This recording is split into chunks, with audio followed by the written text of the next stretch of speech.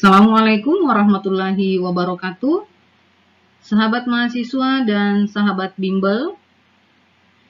Dalam video pembelajaran kami tentang statistika matematika, kali ini kita akan coba membahas tentang transformasi peubah acak. Untuk video seri kuliah statistika matematika dengan topik transformasi ini akan saya bagi ke dalam beberapa bagian. Untuk yang pertama ini adalah pengantar transformasi peubah acak. Nah, terlebih dahulu kita simak dulu apa sebenarnya istilah transformasi dalam statistika matematika. Transformasi peubah acak di sini adalah teknik. Jadi sebuah teknik untuk menentukan fungsi peluang atau disebut dengan fungsi densitas dari suatu peubah acak tanpa melalui fungsi distribusi atau fungsi sebarannya. Nah, saya coba menyederhanakan kalimat pengertian dari transformasi tadi. Jadi metode transformasi dalam peubah acak ini pada dasarnya sesuai namanya tadi kan adalah kita sebut dia metodenya adalah transformasi. Berarti seperti namanya apa yang akan kita lakukan? Yang kita lakukan berarti adalah mentransformasi. Nah, mentransformasi seperti apa maksudnya? Nah, mentransformasi di sini katakanlah misalnya,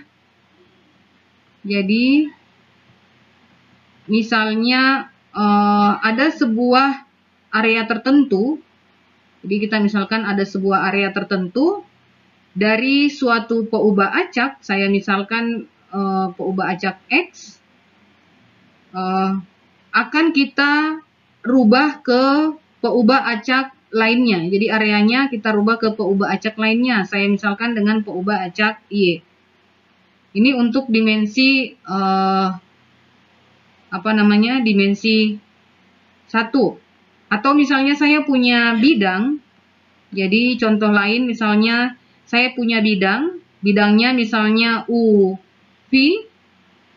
Nah, ini kita akan merubah bidang ini menjadi misalnya WZ. Nah, untuk perubahan bidang yang mempunyai dimensi, metode yang bisa digunakan adalah metode transformasi.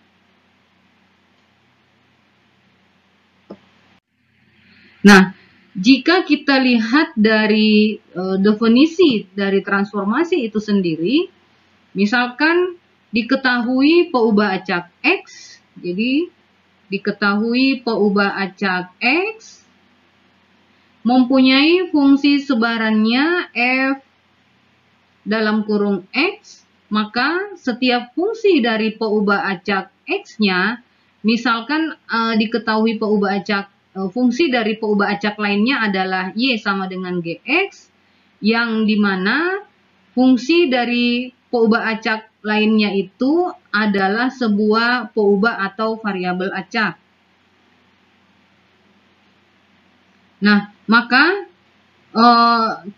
jika kita gambarkan dalam bentuk ini, kalau biasa teman-teman lihat, ini adalah bentuk relasi fungsi. Jadi yang kita transformasi adalah dari nilai-nilai X, kita transformasi menggunakan sebuah fungsi G, ya, maka akan menghasilkan sebuah nilai baru berdasarkan hasil transformasi dengan menggunakan fungsi G.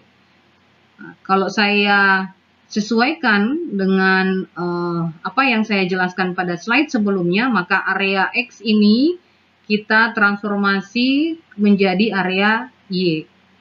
Nah, pada transformasi dari X ke Y ini dengan menggunakan fungsi G, maka berlaku bahwa kebalikan transformasinya dari peubah Y ke peubah X mengandung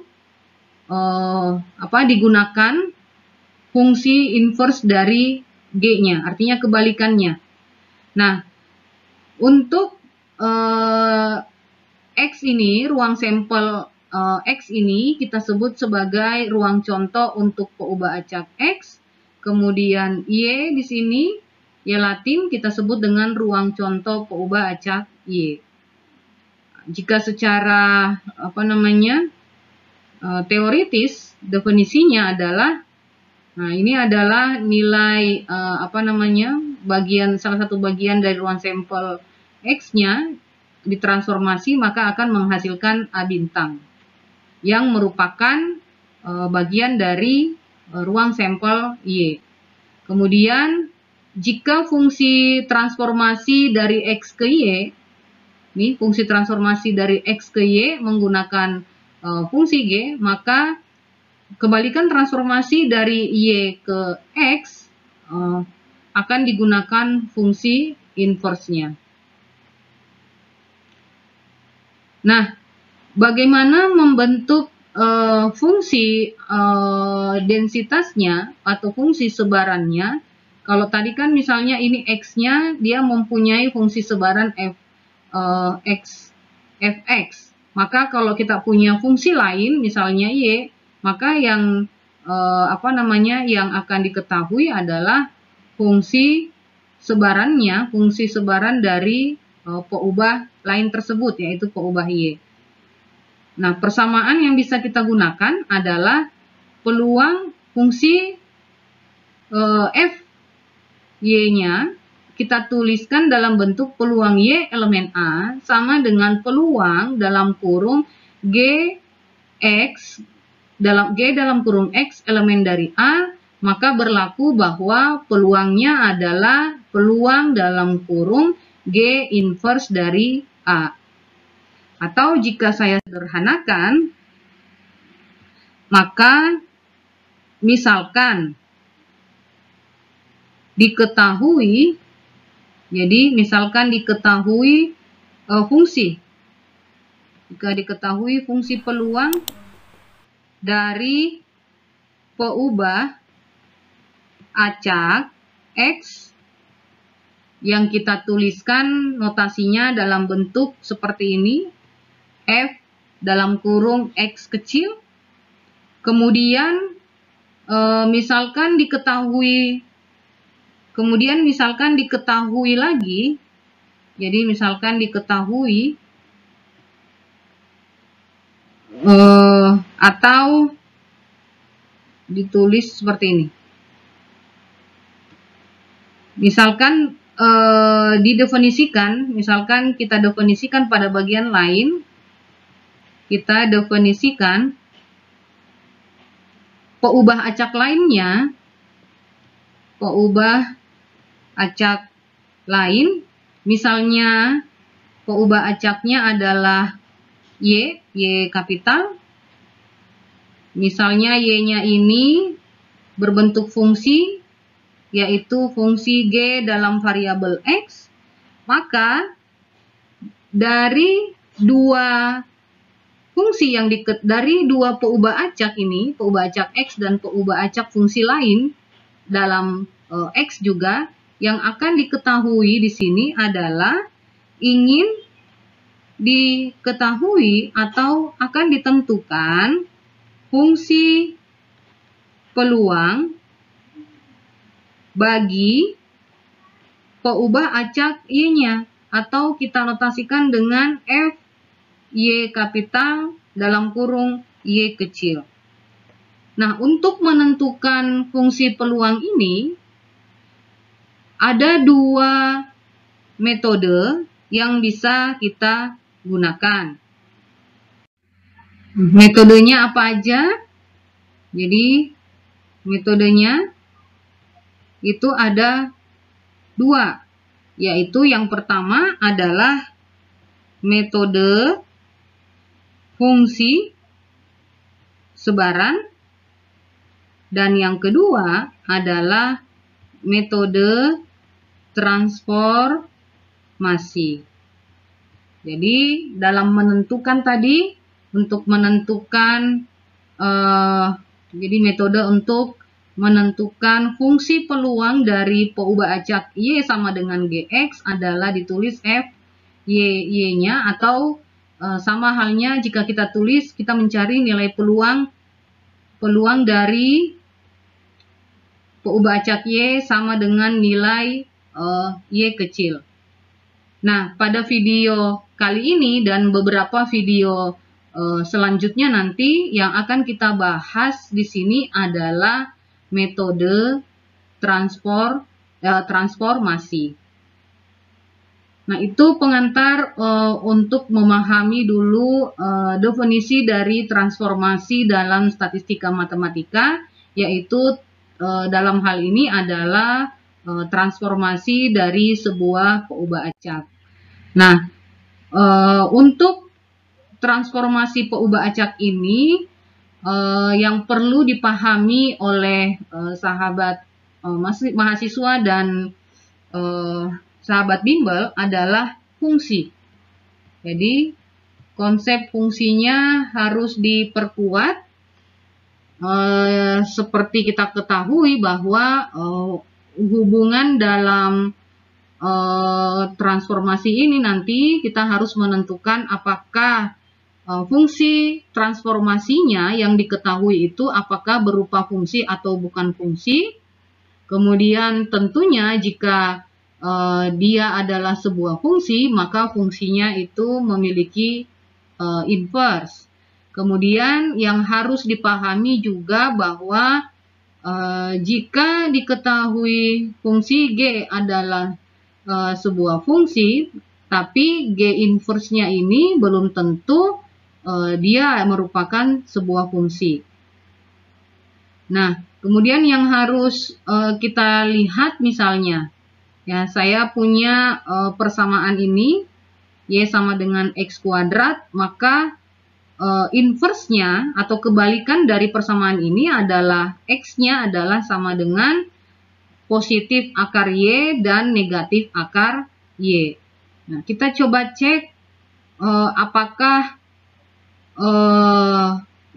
yang ini tadi, misalnya kita misalkan dengan G, kemudian ini adalah G inverse, kita ingin mengecek apakah G-nya adalah fungsi atau bukan, dan kebalikan dari fungsi G-nya, apakah dia fungsi juga jika G-nya adalah fungsi. Coba kita lihat gambar relasi fungsinya. Jadi misalnya nilai dari X-nya tadi saya ambil dari 0, 1, 2, dan min 1, min 2. Kemudian kita transformasi menggunakan fungsi G-nya, menghasilkan nilai Y-nya adalah 4, kemudian 1, dan 0.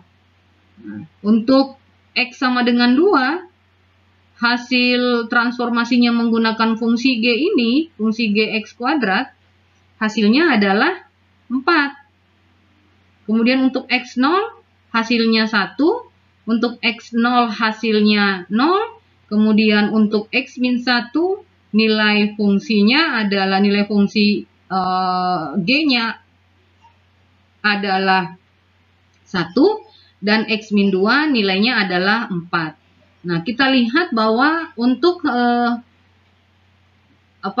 setiap nilai pada X ya dipetakan ke tepat satu nilai pada Y, sehingga kita bisa katakan bahwa G-nya ini adalah fungsi. Nah, tapi jika kita amati untuk G inverse, jadi kebalikannya ketika kita transformasi dari X menuju ke Y dengan menggunakan fungsi G inverse, kita perhatikan bahwa setiap anggota dari Y-nya ini ya dipetakan ada 2 anggota X-nya. Jadi misalnya 4. dipetakan ke X sama dengan 2 dan juga dipetakan ke X sama dengan negatif 2. Kalau kita tinjau definisi fungsi itu sendiri, maka kita menyimpulkan bahwa G inverse ini bukan fungsi. Nah, seperti itu. Jadi bukan fungsi. Nah, itu adalah konsep fungsi yang harus dipahami untuk belajar transformasi dari peubah acak. Termasuk sifat-sifat fungsi, apakah bersifat satu ke satu, ataukah bersifat injektif, subjektif, bijektifnya, ya itu yang perlu dipelajari, didalami untuk memahami transformasi ini. Nah, itu sedikit pengantar untuk